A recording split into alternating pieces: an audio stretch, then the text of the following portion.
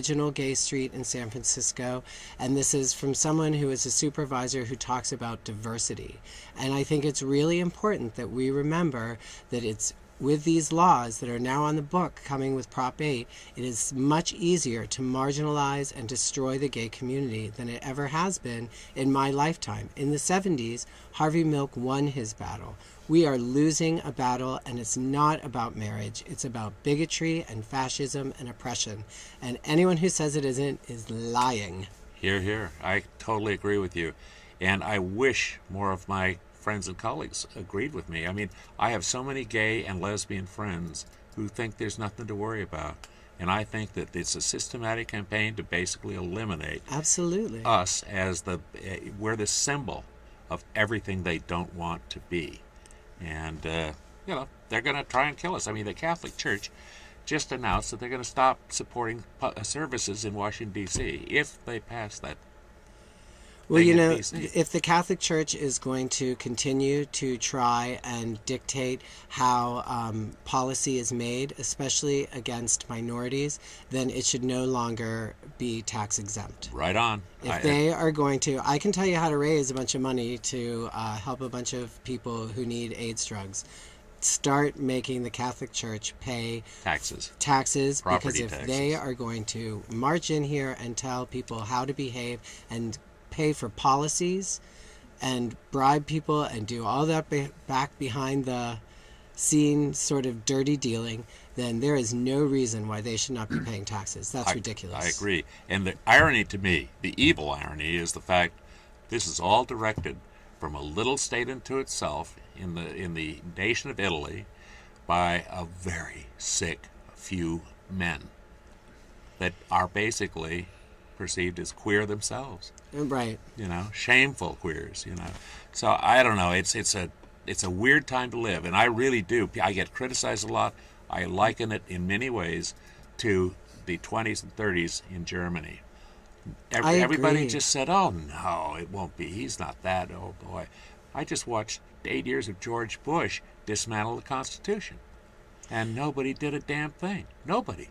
I've always said it's going to be really important to continue to use our voices before the oven door shuts. Absolutely. I love that one. Because to say that it's not going to happen is naive, and it's I'm 42.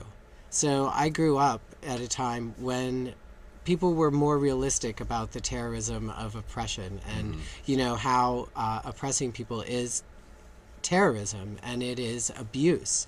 And people now think, oh, well, we have bars and we have TV shows, but it's all of these things are disappearing too. Whether Polk Street had, when I was in San Francisco as a young guy, there were 19 GLBT bars on Polk Street. Right. 19. There was a bathhouse.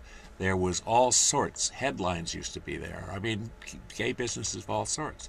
It was vibrant, And then Harvey came along, and the community migrated over to the Castro, which is a good or bad thing. That's a point of view thing, but it changed. Everything changed, and we stopped kind of being this force. We became, apathetic. Really. And another thing is, you can say that there are times that there are reasons for gay people being oppressed, but another huge thing here in San Francisco, and I saw it happen in New York, is the amount of money people have to pay to live here. It's ridiculous. It's impossible. Before we wind up, we've got a couple of pictures that I'd love you to tell us about. So there we are, number one. Well, that's Jose Guzman Collins. I went over to his house, and he spit on his camera, and that's what we got. He's amazing, isn't he? He is.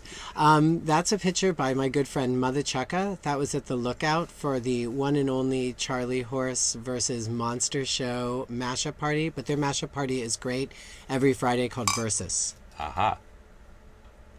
Now, that is the outfit I'm wearing now. That's High Flying Cougar by Peter Werner at WernerImages.com. Amazing picture. And then that's my favorite picture ever. I'm just so pretty. And that also is Peter Werner. Wow. And that was all out at Treasure Island, Treasure Island, which is part of my hopeful constituency. Yeah, it is. Yeah. Yes. I was out there a lot. lots of SROs, but I used to hire them at Charlie Horse, so I know most of the people living there anyway. Perfect.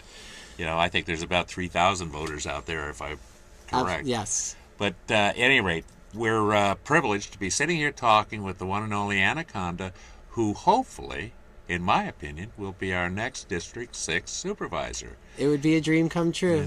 I think you're going to carry the Harvey Milk flag in a slightly different, more aggressive way.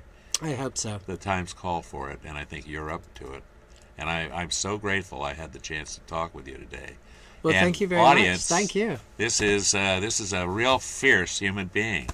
It's true, and so are you. Don't let anyone tell you different. I think she's inviting you to be fierce with her. Exactly. And let's change this damn thing, Absolutely, and make it Stu. right for everybody. So, thank you very much, Thank you. Conda, and I look forward to campaigning for you.